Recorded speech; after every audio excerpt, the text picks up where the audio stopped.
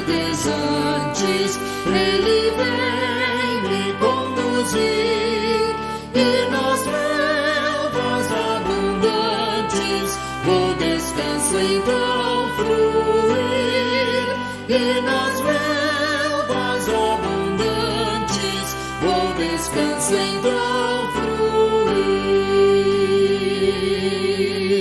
Vem com suas mãos divinas, mansamente me guiar, rumo às águas cristalinas que me vão me sedentar, por veredas da justiça, prazeroso me conduz, e depois da dura liça vou gozar a eterna luz, e depois da dura liça vou gozar a eterna luz. Se da morte o vale escuro traz-me aperto ao coração, caminhando vou seguro, apoiado em seu bordão. Na presença de inimigos eu terei da salvação um banquete com amigos, com Jesus meu velho irmão. Um banquete com amigos, com Jesus meu velho irmão.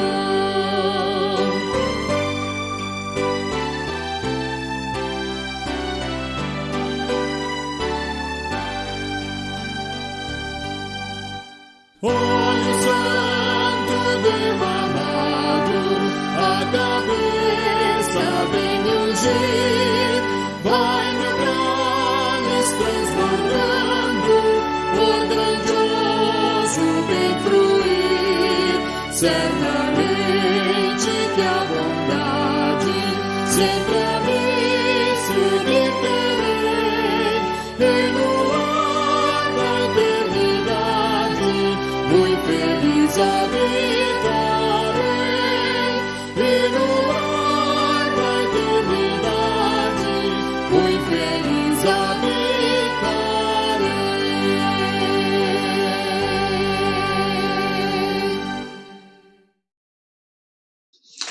Muitas pessoas influenciadas por conceito filosófico têm afirmado que a história humana é cíclica e que os eventos de tempo em tempo eles se repetem e que ciclicamente a história tem caminhado.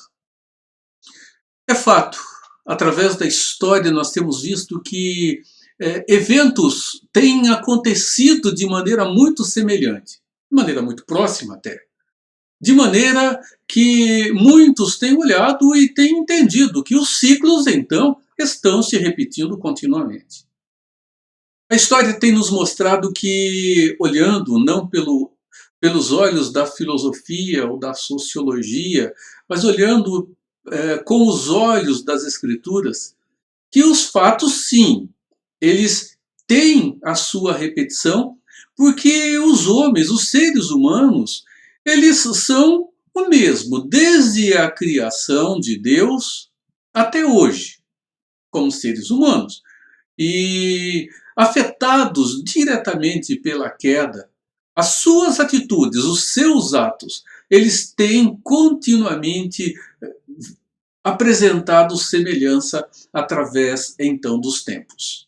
A história ela não é cíclica, ela é contínua, apesar de ter fatos que são parecidos, que são semelhantes, que são fatos muitas vezes identificados como fatos que aconteceram anteriormente. No entanto, meus irmãos, desde que Deus deu-nos a conhecer o seu plano redentivo, a história ela tem uma única linha. Deus está realizando, operando o seu plano redentor na história, apesar do ser humano repetidamente cometer erros que são básicos, que são comuns, erros que estão presentes na história humana pela própria característica do ser humano. Irmãos, Deus iniciou um plano redentor. Deus o está executando e haverá de consumá-lo. Então a história, ela não é cíclica, ela é contínua, com um início e com um momento final. Nós acreditamos nisso, né? Deus iniciou seu plano e ele haverá de consumá-lo no dia final, quando Jesus voltar e tudo então estiver definido na consumação dos séculos. Vamos abaixar a nossa cabeça. Oremos. Louvado seja o teu santo nome, Senhor, que no decorrer da história tem mostrado o seu governo, não permitindo, Pai, que como pessoas cheguemos, Senhor, ao extremo da crueldade dos nossos corações. Nós te louvamos porque a história tem mostrado que o Senhor tem conduzido o teu plano redentor passo a passo, dia após dia, e haverá de consolidá-lo na segurança que temos da volta de Cristo Jesus. Senhor, naquele momento em que não precisaremos mais viver fé, não precisaremos mais depositar esperança em tudo aquilo que temos diante de nós, Senhor, não haverá mais fé, porque o autor e o consumador da nossa fé estará presente e te louvamos por isso. E não precisamos esperá-lo, porque ele já haverá chegado. E graciosamente estaremos vivendo, Senhor, tudo aquilo que como pessoas, mesmo que glorificadas, possamos viver, Pai, do teu amor que é insondável, do teu amor que é imensurável, do teu amor, Senhor, sempre eterno. Obrigado, porque enquanto não chegamos lá, nós hoje continuamos vivendo, Senhor, a expressão do teu amor, vacilando muitas vezes na fé e muitas vezes oscilando em nossa expectativa de esperança. Perdoe-nos por isso e renove-nos, Pai. Precisamos, em nome de Jesus. Amém. Irmãos, vamos matar a saudade. Com certeza, muitos de vocês que estarão vendo esse vídeo não identificarão o grupo que estará agora cantando. É um grupo de crianças da Igreja Presbiteriana Bela Vista de Tatuí.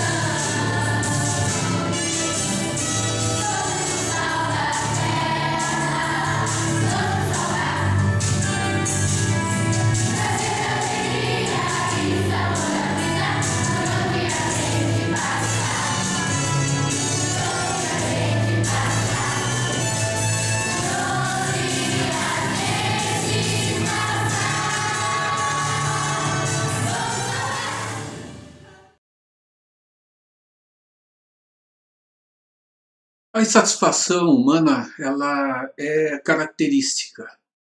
Nós mostramos que nós não estamos felizes com aquilo que temos diante de nós. Sempre queremos alguma coisa nova, sempre queremos mudança, sempre queremos novidade. Nós voltamos um pouco no passado, voltamos para o povo de Deus lá atrás, quando eles decidem que precisavam de uma mudança na forma de governo que tinham.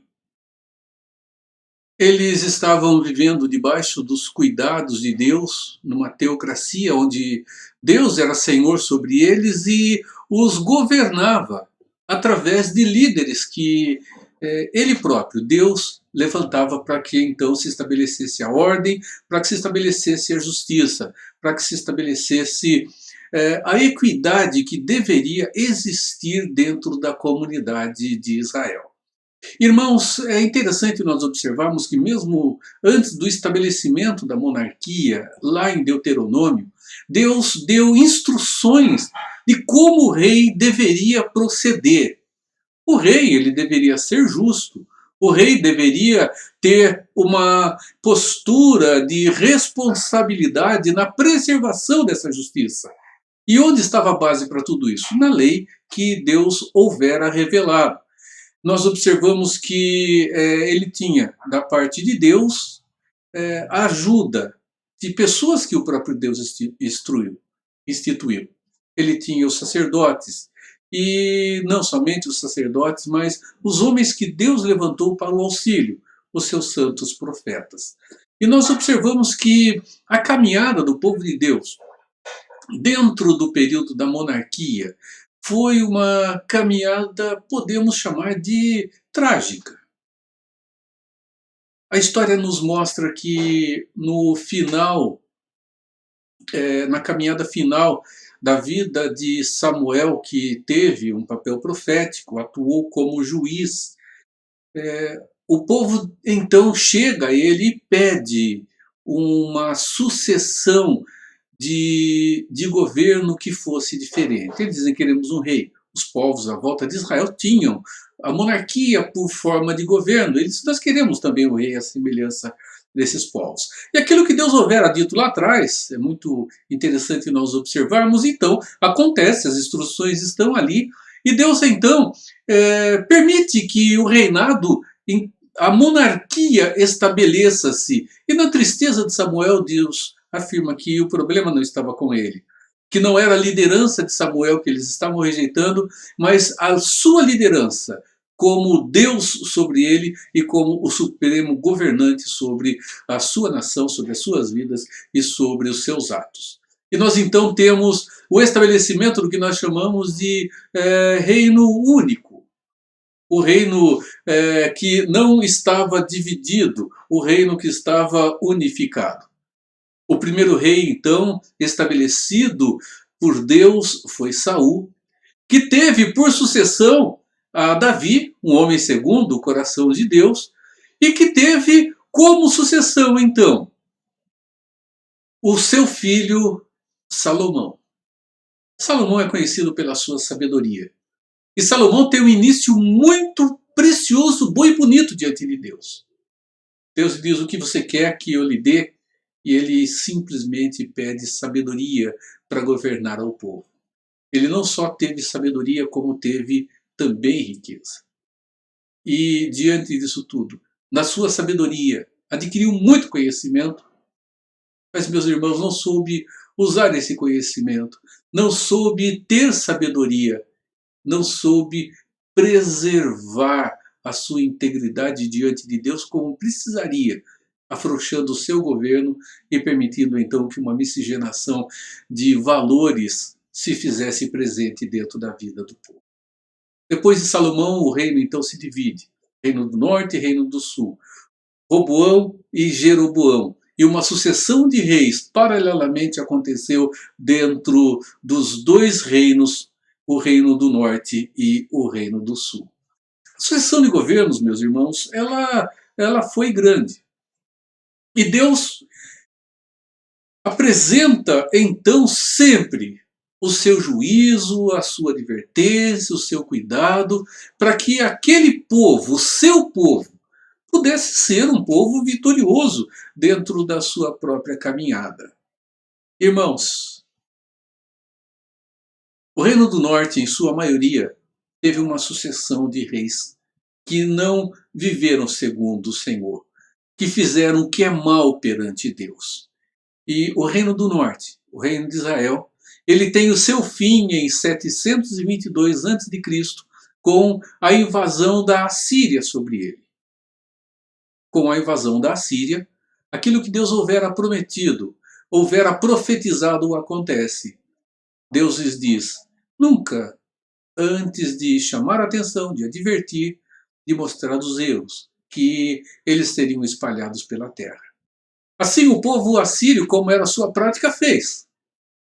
Levou os israelitas e misturou-os com os outros povos e trouxe os outros povos e misturou-os com o próprio povo de Deus. Era uma característica para que a identidade nacional se perdesse. Assim os assírios faziam. E assim o povo de Deus, agora constituído pelo povo que estava no Reino do Norte, Israel, ele se vê descaracterizado e Israel deixa de existir como nação. O povo de Judá, entretanto, caminha um pouco mais. Mas dentro do seu caminhar, o povo do sul, ele também comete os seus erros. E o seu período de Estado independente, ele também tem o seu final. Lembramos do profeta Jeremias, que Deus levanta, profeta chorão, aquele que chora pela sua nação, e adverte o povo sobre a maneira como estava vivendo, sobre a sua distância de Deus. Chega no ponto em que Deus diz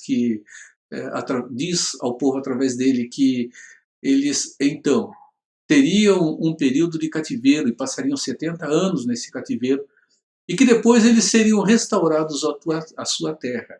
E assim aconteceu no ano 587 antes do nascimento de Cristo, quando a Babilônia vem sobre o Reino do Sul, vem sobre Judá, sob a liderança de Nabucodonosor, destrói a cidade de Jerusalém, arrasa a sua cidade, destrói o templo, e Judá perde também a sua autonomia.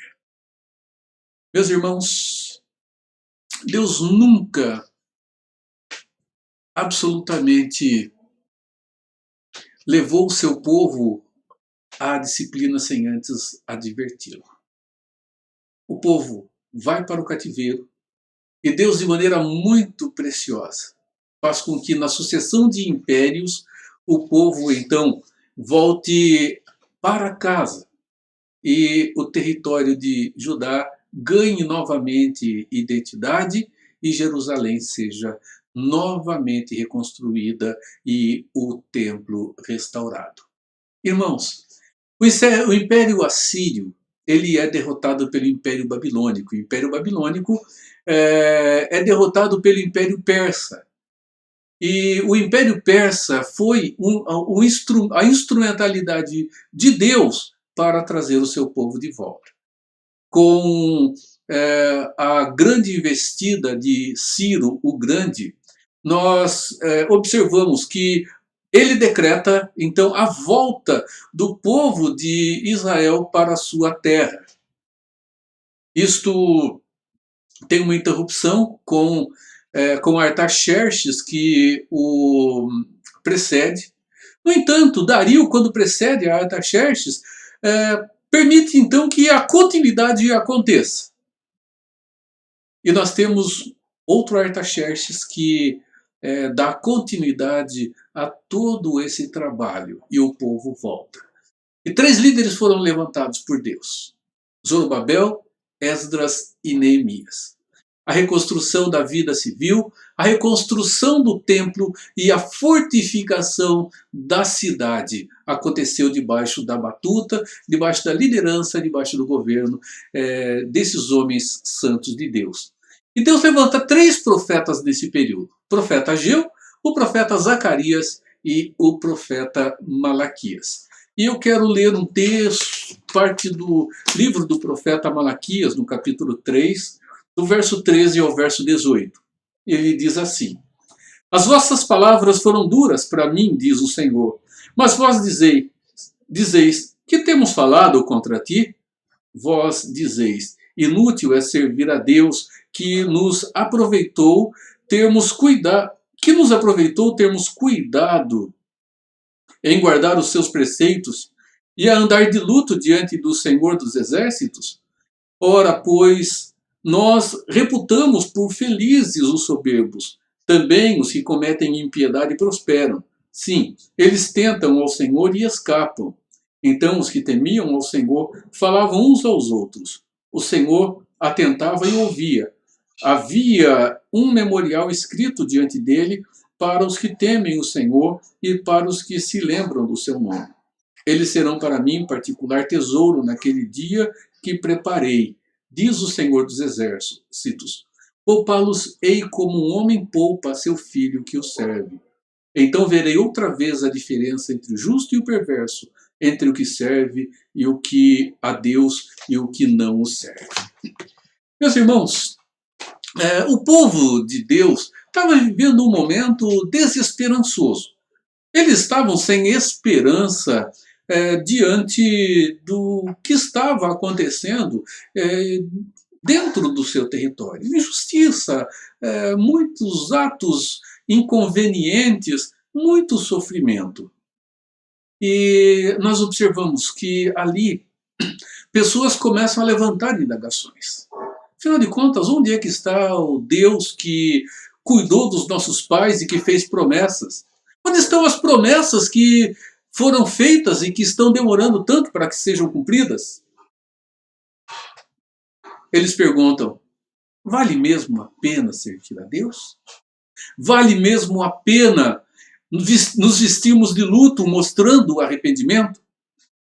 Vale a pena viver com Deus? Vale a pena viver para Deus? Irmãos, o culto ele continuava em pé. O cerimonialismo do religioso estava presente, mas não tinha entusiasmo nenhum. Povo de vida sem entusiasmo. Até parece o retrato do presente do nosso tempo, da nossa época. Nós observamos que com a morte de Eliseu e a ascensão de Elias à presença de Deus, sendo arrebatado até lá em uma carruagem de fogo, o período dos atos sobrenaturais de Deus, que nós chamamos de milagre, havia passado. Deus não estava operando milagres como aconteceu naquele período. O sobrenatural de Deus estava presente. Deus estava sustentando com mão poderosa. Isso era um fato. E, meus irmãos, o que nós vemos ali? É um povo desesperançoso, é um povo desanimado e, ao mesmo tempo, um grupo de pessoas, um povo que estava agora querendo tomar uma direção na sua vida, acreditando e influenciando outros, que a vida com Deus ela não tinha muito sentido, muito significado, ou que ela não valia a pena. Afinal de contas, ali estava a sua baliza de limite e direcionamento. Eles olham para as pessoas que não serviam a Deus e eles tomam essas pessoas por parâmetro. Grande e profundo erro quando eles afirmam que os ímpios, aqueles que são não justos, aqueles que são maus, prosperam e que Deus absolutamente não estabelece o seu juízo para com suas vidas. Meus irmãos, Deus diz a eles haverão de receber aquilo que lhes é justo. Deixa chegar o momento. Os ímpios pagarão por todos os seus atos de impiedade, um por um, e não haverá escape para isso. Meus irmãos, a desesperança, ela forma um quadro sempre presente na vida de cada um de nós. Momentos em que as coisas parecem que não vão bem. Parece que estão vivendo momentos que parece que estamos vivendo uma descontinuidade. E nós precisamos, meus irmãos, sim, de um coração esperançoso e de um coração renovado. Sobre isso, eu continuo falando aqui neste momento. Primeiro, para que nós tenhamos segurança dentro desse pensamento, dentro de um coração renovado na caminhada da nossa vida com Deus, que seguramente vale a pena. Vale a pena confiar em Deus, vale a pena ter fé em Deus, vale a pena sim estar confiando que Deus está conduzindo tudo, que sua mão não perdeu o governo e que ele se interessa por aqueles que são seus filhos, por aqueles que são justos. Irmãos, um primeiro aspecto que encontramos quando olhamos para o capítulo 3 do livro do profeta Malaquias é que a nossa esperança ela não deve se perder porque há uma aliança firmada entre Deus e o seu povo. Nós observamos os versos de 1 a 5, mas aqui ele diz no primeiro verso do capítulo 3. Eis que eu envio o meu mensageiro que preparará o caminho diante de mim.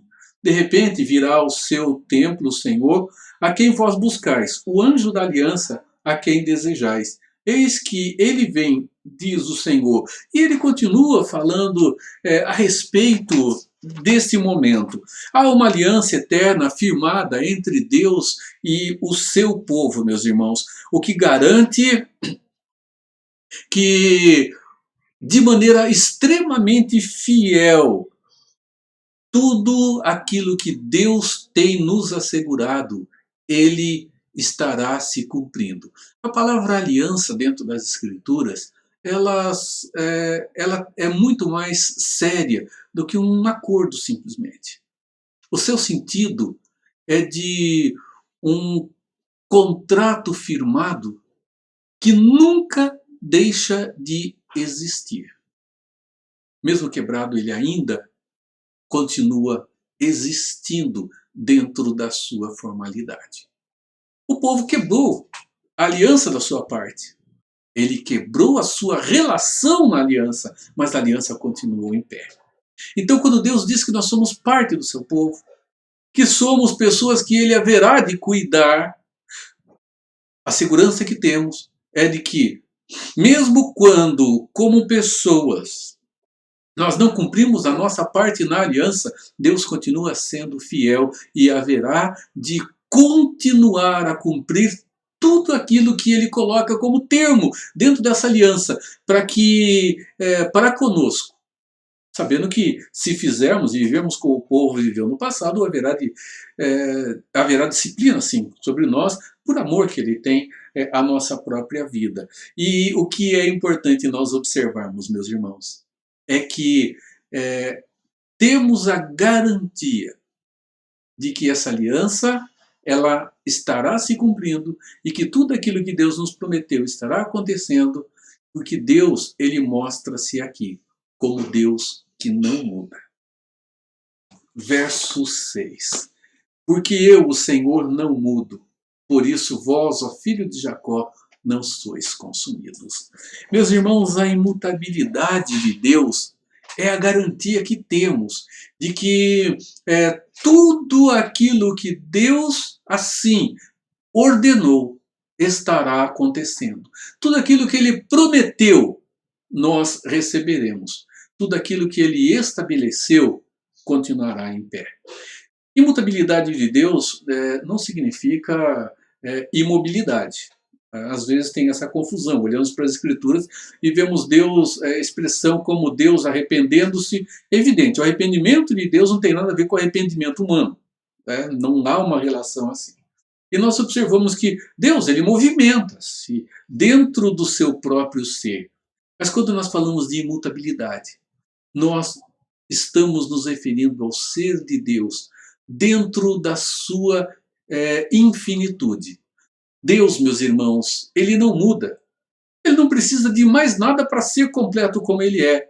Ele não precisa de nada para ser o Deus pleno que é, ele não precisa de modificações. Ele é pleno, absoluto em seu ser. E no seu caráter, ele é imutável. Na sua essência, há a imutabilidade.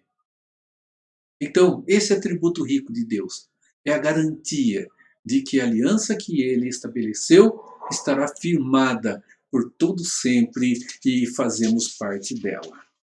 Depois, meus irmãos, nós vamos ver que nós não podemos, em segundo lugar, desanimar ou perder a esperança diante dos atos malignos, atos maus, atos egocêntricos, atos que não visam o bem comum, não visam o bem das pessoas. O povo de Deus estava desgastado na sua fé. E, meus irmãos, o desgaste da nossa fé, ela sempre vai caminhar e vai desaguar em águas que não são tão límpidas. A gente olha e vê o que estava acontecendo. Os sacerdotes, eles se tornaram relaxados, se tornaram complacentes. Os líderes religiosos se tornaram relaxados com o seu dever, com a sua obrigação. Eles se tornaram complacentes com as coisas, flexíveis, absolutamente com tudo. Eles se tornaram relapsos. A gente vai para o capítulo 2 e verso de número 17, a gente olha aqui e vê: enfadais o Senhor com vossas palavras, assim dizeis, em que enfadamos? Nisto que pensais, qualquer que faz o mal passa por bom aos olhos do Senhor, e desses é que ele agrada. Ou onde está o Deus do juízo? Meus irmãos, eles estão dizendo: a Deus não é assim. Deus não está nem aí com as coisas. E a gente deve tomar cuidado. Porque, irmãos, a situação de desfavorecimento, ela pode levar à frouxidão na nossa vida com Deus. Ela pode nos tornar relapsos para com o Senhor. Ela pode nos tornar como os sacerdotes se tornaram e influenciando o povo de Deus, pessoas cínicas. Pode nos tornar tão arrogantes e como o próprio povo lá atrás, pessoas que imaginam-se iguais a Deus. Nós estamos vivendo um tempo assim, em que Deus se tornou um igual ao homem. Ele se tornou igual a nós. É assim que muitos têm tratado Deus. Olhado para Deus não como o Senhor. Olhado para Deus não como o Deus grandioso, o Deus imutável, o Deus justo. Tem ordenado ação para com Deus. Tem dito aquilo que entendem que Deus deve fazer.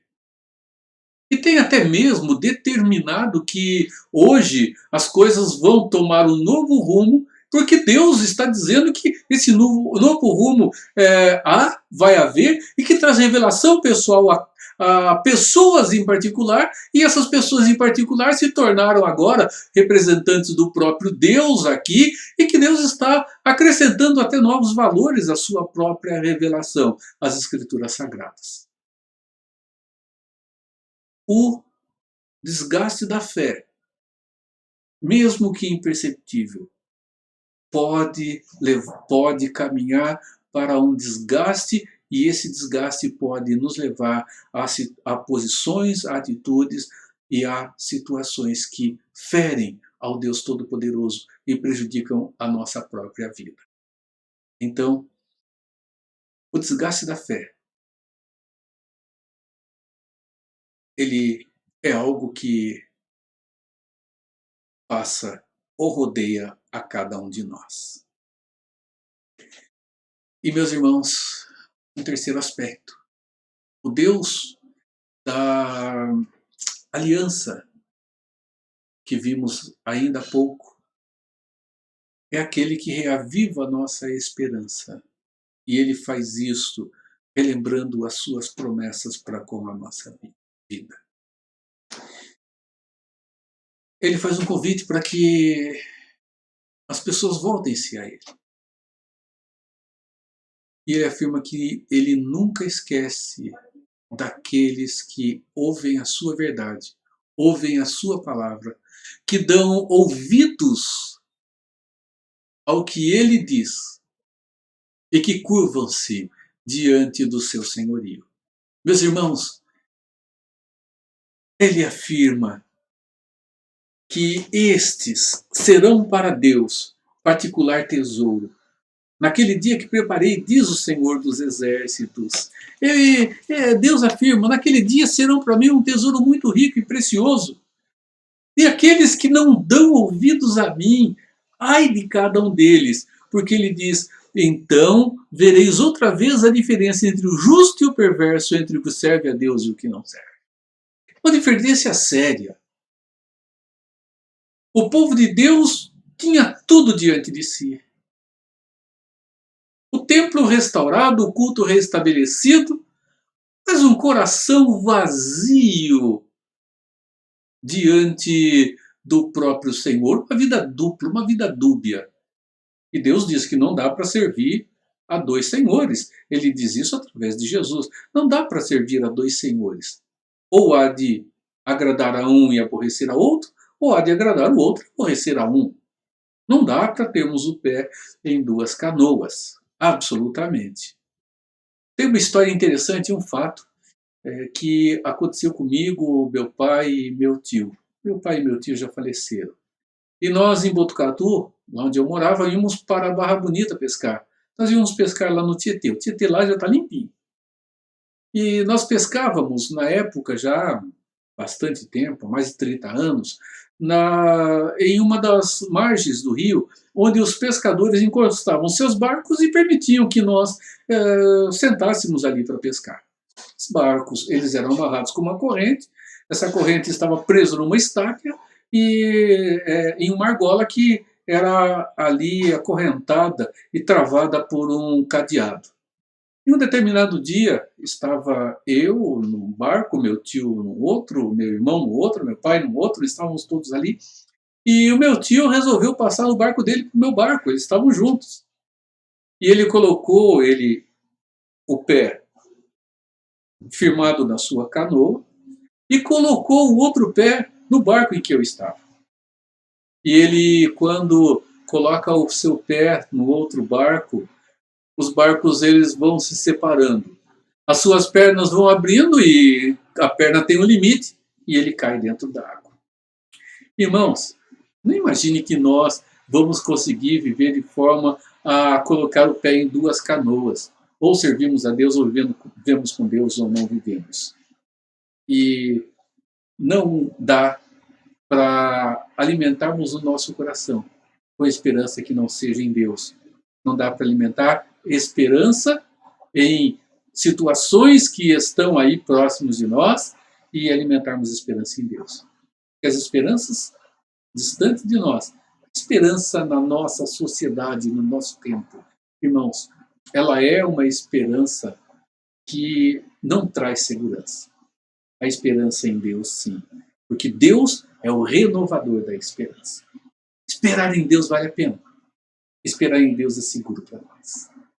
Então, vamos lembrar que Deus é um Deus fiel, um Deus eterno e um Deus imutável. Lembre-se disso. Depois, que a fé mais firme, ela pode sofrer um desgaste e ela pode trazer uma bala para o coração. É preciso estar ciente disso. E um terceiro aspecto, que Deus é aquele que renova a nossa esperança, nunca distante da sua verdade, nunca distante da sua palavra, nunca distante daquilo que Ele deu a conhecer a cada um de nós. Irmão, irmã, Deus abençoe você. E perca a esperança. Em Cristo há esperança. Em Deus há esperança. Em Deus há segurança. Somente nele. Somente em Cristo, o autor e o consumador da nossa fé. O apóstolo Paulo diz que agora permanecem a fé, a esperança e o amor. O amor é o maior deles.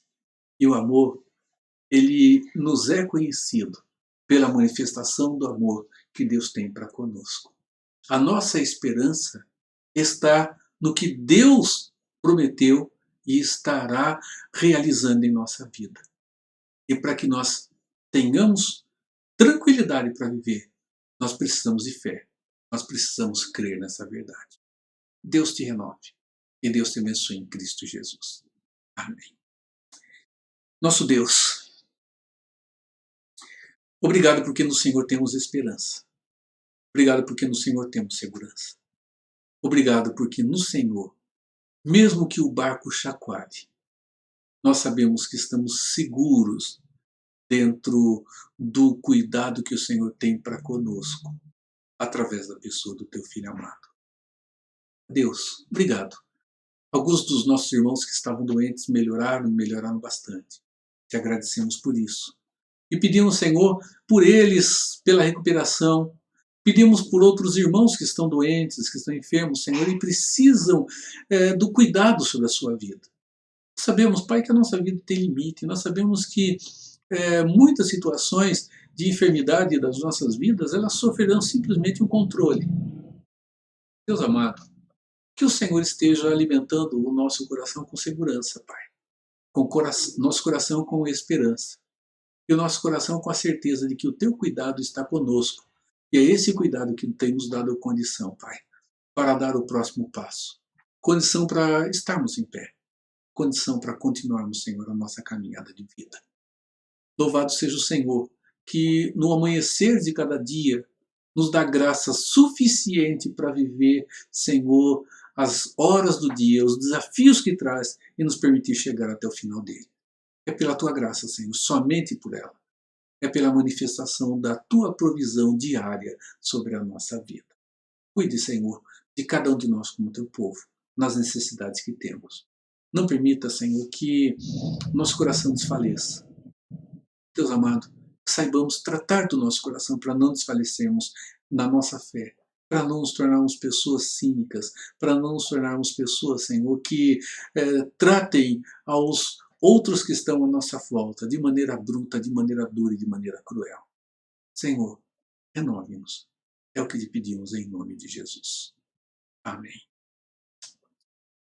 Uma semana renovada de cuidado para você. Uma semana renovada de bênção.